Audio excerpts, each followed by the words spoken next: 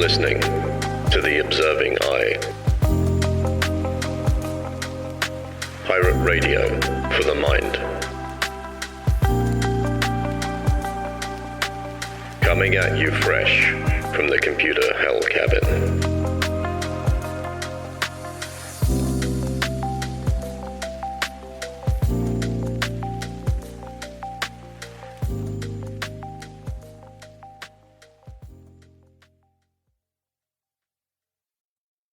Hello, you beautiful lot. It is Friday, again, the 10th of March, and this is episode 10 of The Observing Eye. As you may notice, I am slightly more baritone than usual, and I've got myself a bit of a dodgy throat. What have you been doing? I'm a little on the husky side today.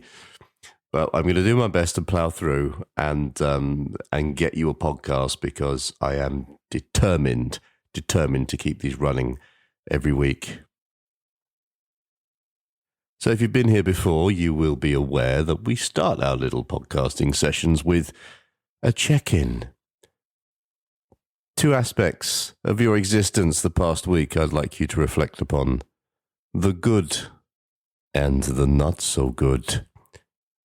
And you'll know that I use not so good instead of bad, because bad is just so negative, man.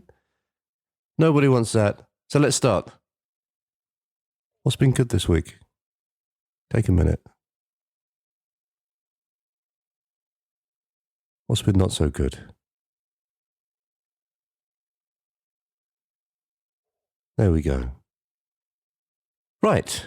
Today, I'm talking about internal conflict. Now, we all know what internal conflict is, don't we? We've all experienced it.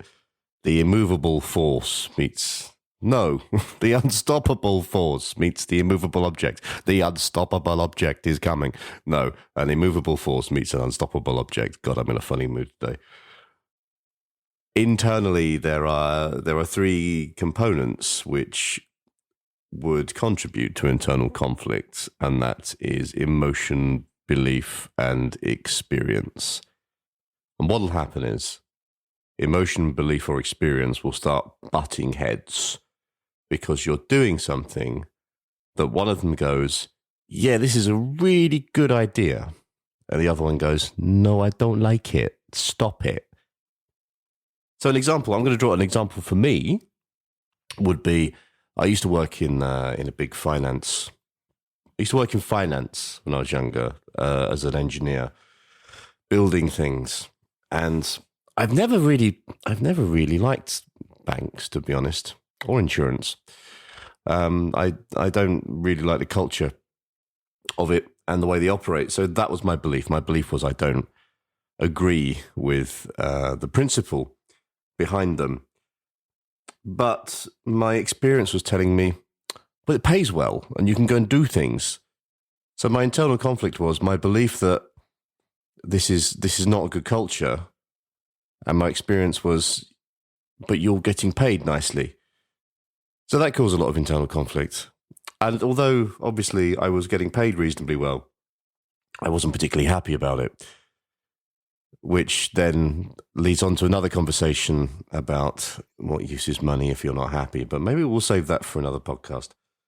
Money is not... Well, there's that thing, isn't it? The old adage. Money cannot buy happiness, but it does buy time. Again, another podcast. But you might have experienced examples like feeling angry towards a family member because they've been a bit of an arsehole in the past. But then you kind of also feel guilty that you want to distance yourselves from them, which I personally think is quite understandable. You might value your independence, but also want to maintain a close relationship with your partner, leading to conflict between our desire for autonomy and our need for intimacy. We could believe in being environmentally conscious, but we love using products that are harmful. We love... Oh my God, I'm a wreck today. We love using products that are harmful to the environment. You know, there's that deodorant that just smells so good, but it's full of CFCs. So that's causing a train wreck between value and desire. So there's like it's that sort of thing. It's when things like responsibility versus personal fulfillment. It's not necessarily an emotional thing. It can be. It's the full experiential range that internal conflict kind of comes into. I'm just going to take a quick moment before I carry on to apologize if this podcast is a bit choppy, because I can only say so much before my throat turns into a dry desert and sand just erupts from my mouth and I have to pause and start again. Sand is not a metaphor. Literally, sand is blowing from my mouth like a desert wind. Just want to drop that in there. So this may not be quite as good as some of the last ones, but you'll get the gist, hopefully. Now, it can be really tricky to navigate internal conflict because you're trying to resolve something within yourself whilst existing within yourself. And that has its own set of challenges. I'm going to try and be constructive in this episode and give you some ideas and methods and processes that you could employ if you are feeling in a state of internal conflict.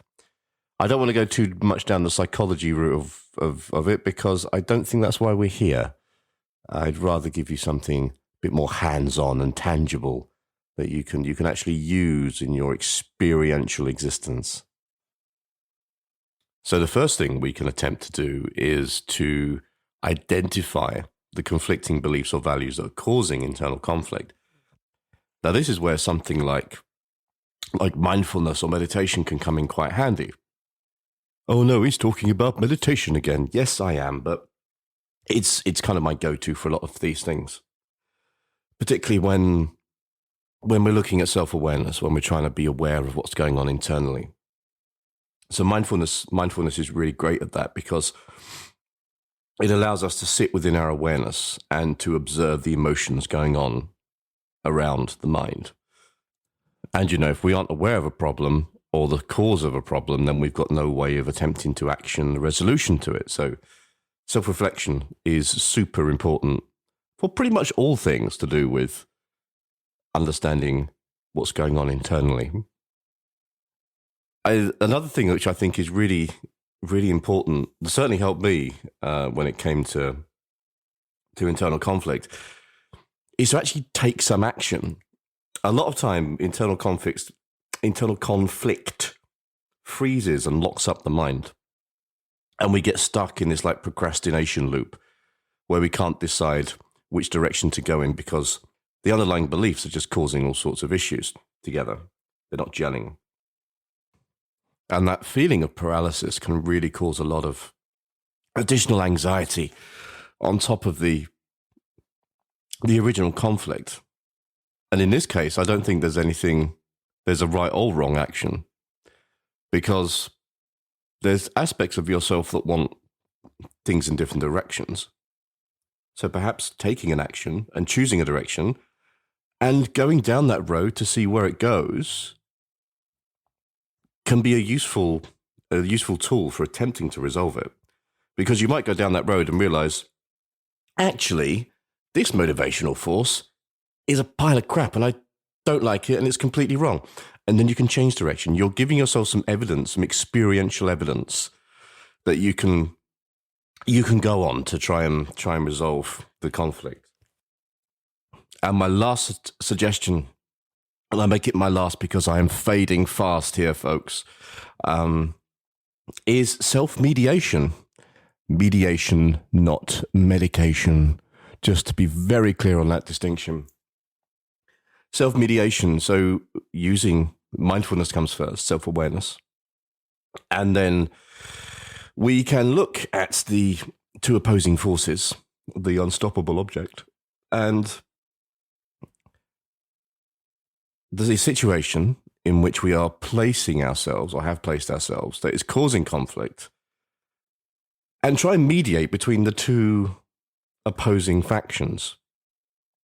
Is there a common ground? Is there a change in your perspective that can be had that will enable, if you must, for you to exist in the context of the internal conflict with the opposing emotion, belief, experiential forces getting involved?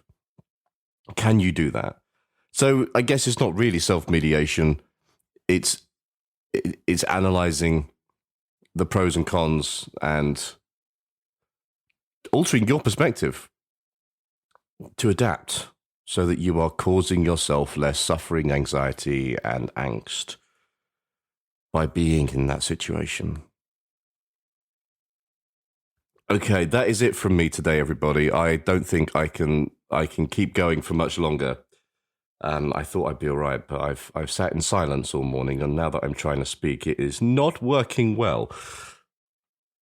So I wish you all a wonderful weekend. I hope that it is conflict-free, internally, obviously, and externally, because no one likes external conflict either. And I hope to see you all. I keep saying I'll see you all, but this is purely auditory, so I hope to speak to this wall of silence again soon, next Friday. And tune in for more anecdotes and inspiration and hopefully a little bit of lightheartedness to kick off your weekend vibes. Much love, and I will see you soon. You've been listening to The Observing Eye. Thanks for spending some time with me today. I hope that you found it useful. And if you're interested in any more of my writings or work around psychology and philosophy and general day-to-day living, please go and take a look at my Substack, which is theobservingeye.substack.com, and that's I as in the letter, not I as in the gelatinous organ through which you see. Take care, everybody. Much love, and I'll see you soon.